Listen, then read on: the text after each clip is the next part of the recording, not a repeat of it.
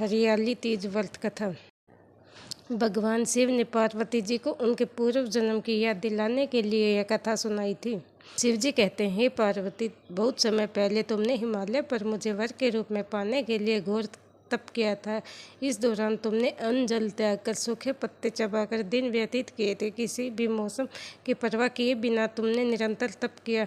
तुम्हारी इस स्थिति को देखकर तुम्हारे पिता बहुत दुखी थे। ऐसी स्थिति में नारद जी तुम्हारे घर पधारे। जब तुम्हारे पिता ने नारद जी से उनके आगमन का कारण पूछा तो नारद जी बोले, हे गिरिराज, मैं भगवान विष्णु के भेजने पर यहाँ आया हूँ। आपकी कन्या की घोर तपस्या से प्रसन्न होकर वह उससे विवाह करना चाहते हैं। इस बारे में मैं आपकी राय जानना चाहता हूँ। नारद जी की बात सुनकर पर्वतराज अति प्रसन्नता के साथ बोले, हे नारद, यदि स्वयं भगवान विष्णु मेरी कन्या से विवाह करना चाहते हैं तो इससे बड़ी कोई बात नहीं हो सकती। मैं इस विवाह के लिए तैयार हूँ। फिर शिव जी पार्वती जी से कहते हैं, तुम्हारे पिता की स्वीकृति पाकर नारद जी विष्णु जी के पास गए और यह शुभ समाचार सुनाया। लेकिन जब तुम्हें इस विवाह के बारे में पता चला तो तुम्हें बहुत दुख हुआ। तुम मुझे यानी कैलाशपति शिव को मन से अपना पति मान चुकी थी। तुमने अपने व्याकुल मन की बात अपनी सहेली को बताई। तुम्हारी सहेली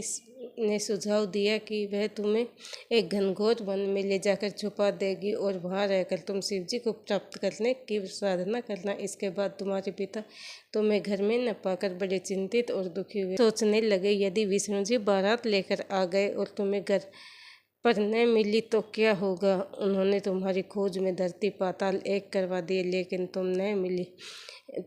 तुम वन में एक गुफा के भीतर मेरी आराधना में लीन थी। भाद्रपद तृतीया शुक्ल को तुमने रेत से एक शिवलिंग का निर्माण कर मेरी आराधना की, जिससे प्रसन्न होकर मैंने तो तुम्हारी मनोकामना पूर्ण की। इसके बाद तुमने अपने पिता से कहा कि पिताजी, मैं अपने जीवन का लंबा समय भगवान शिव की तपस्या में बिताया है और भगवान शिव ने मेरी तपस्या से प्रसन्न होकर मुझे स्वीकार भी कर लिया। अब मैं आपके साथ एक शर्त पर चलूंगी कि आप मेरा विवाह भगवान शिव के साथ करेंगे। पर्वतराज ने तुम्हारी इच्छा स्वीकार कर ली और तुम्हें घर वापस ले गए। कुछ समय बाद उन्होंने पूरे विधि विधान से हमारा विवाह किया।